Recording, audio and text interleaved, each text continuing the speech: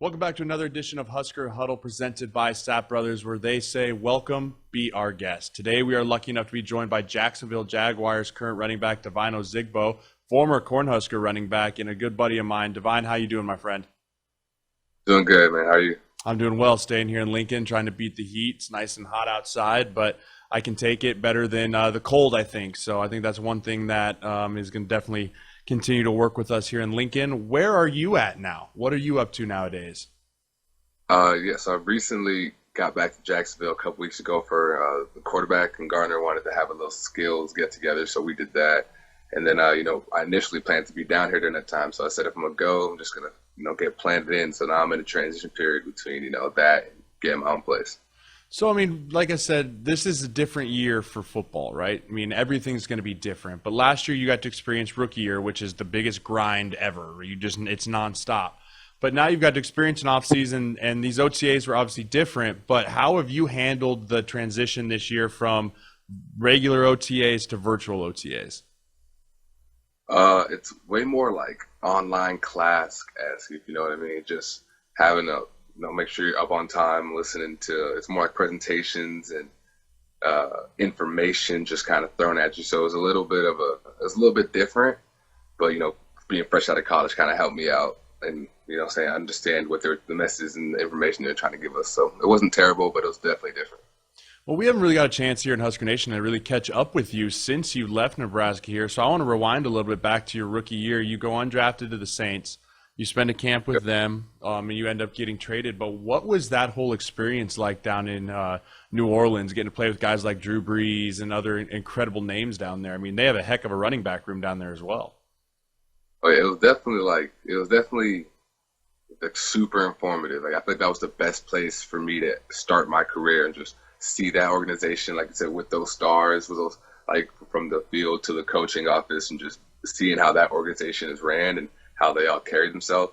I definitely think that I definitely put my head into perspective and like kind of show me what it should look like and what it could look like type deal. So it's not the only way to do it, but just being in such a structured organization, that definitely taught me a lot, and I'm going to keep those lessons no matter where I go. And it's also helped me here while I'm in Jacksonville. I got to ask, you got any cool Drew Brees stories? I mean, he's such an intriguing individual. I love him. I think he's really awesome. I've met him a few times, and I always ask people because they say he's just such an excellent teammate. Yeah, he's dope. I remember I remember watching videos of him like doing that little dance he does, and then seeing in person for the first time. Like, oh wow! Like, it was just kind of like it's weird. It's an iconic move you've seen on screen, or you see it in person. You're like, okay, that's how it's done. I see it.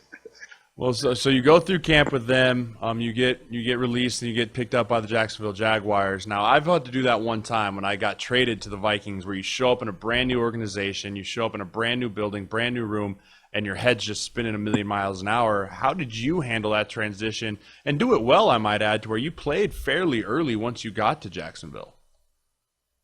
It was I think it was, like I said, a few of the lessons I learned from New Orleans, being in that staff, like just trying to, make that team under their guidelines that kind of helped me transition. But then also just like when it came to the on the field work, I would attest to a lot of the stuff I learned my senior year.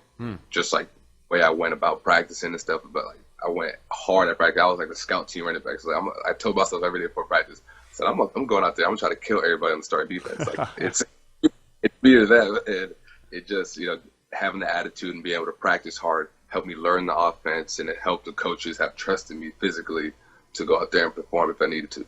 So I want to go back to something you just said there. You said it started at practice. I mean, practice is such a physical thing.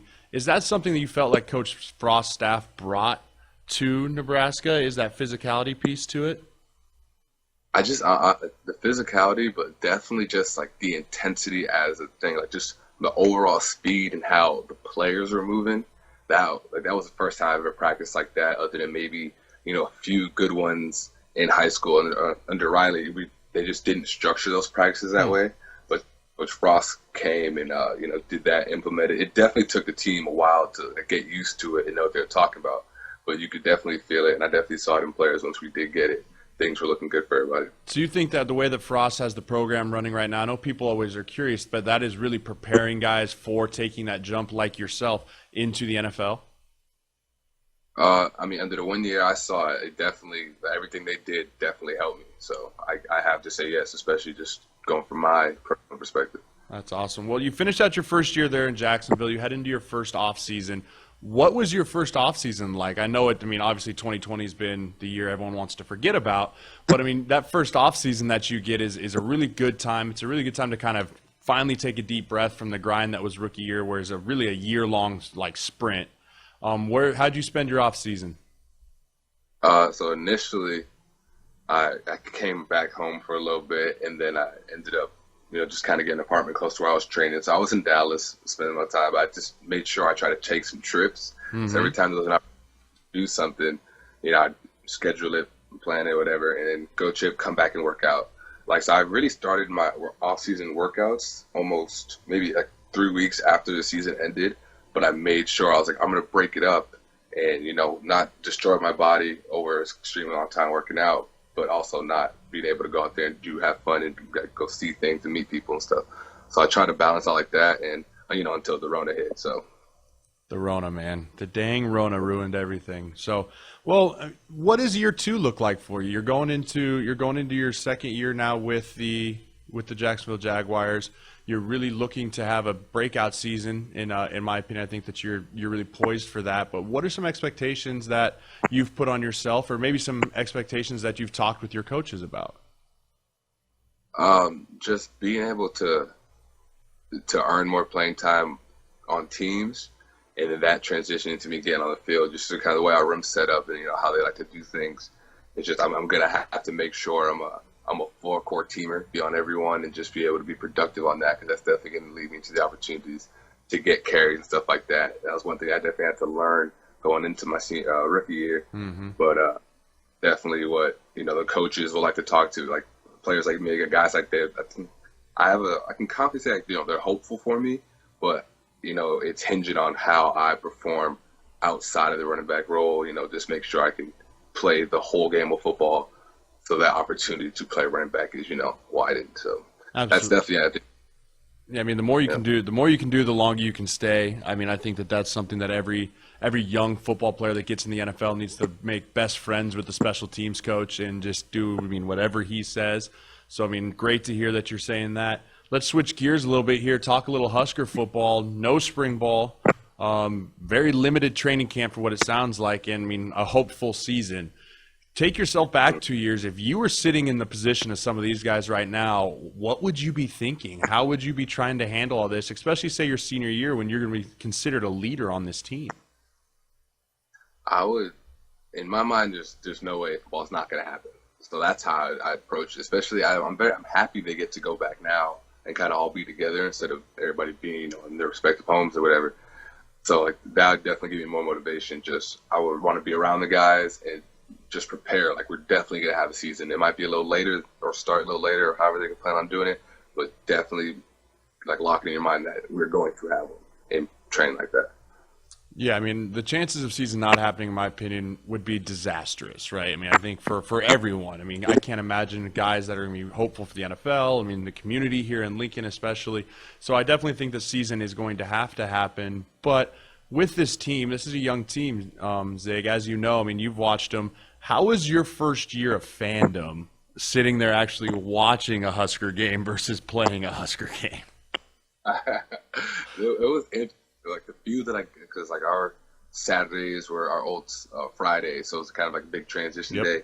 But games that I got to catch and watch and maintain live, it was just it was tough. I was watching, my heart was racing. I was more nervous than I've ever been here. I was talking trash to my friends. It's a whole different feel. Now this is the first time I've had a true college football team, because even coming into Nebraska, I liked college football as a whole, but this is my first year with an individual team. I don't care about anybody else. So it's the stakes seem so much higher, and I loved it though. It was great to watch the boys get after it, and I'm just definitely excited to do it again. Yeah, we got Mills coming back, which is big. Mo Washington leaving isn't going to hurt, but what are your thoughts on this running back room for Nebraska this upcoming year? I think, like you said, I think Mills, he's going to have to be a leader, him and Wandell, I bet I'm pretty sure they'll get him back there. I think that those are guys that are veterans in the system, know what the coaches' personalities and stuff are going to be able to help the young guys get adjusted and acclimated. So we definitely just need those two to step up on a off the field player-to-player basis. Even if they already have, I don't necessarily know, but I think that could be huge for the room. Absolutely. Last thing before we get out of here, what are your expectations for this football team this year? I think everyone has a different expectation, but I'm starting to get a general feel of what people are thinking about 2020 for the Huskers. As you look at this year 3 Scott Frost system now, he's got his guys kind of in place. What are you looking to expect and maybe just see from this team this year? I just want to see the offense that I expect. I know the guys in the room. I know the guys in the offensive rooms, the coaches and stuff like that, and they're gonna get players in position. So I definitely want the team to be able to capitalize when those opportunities come.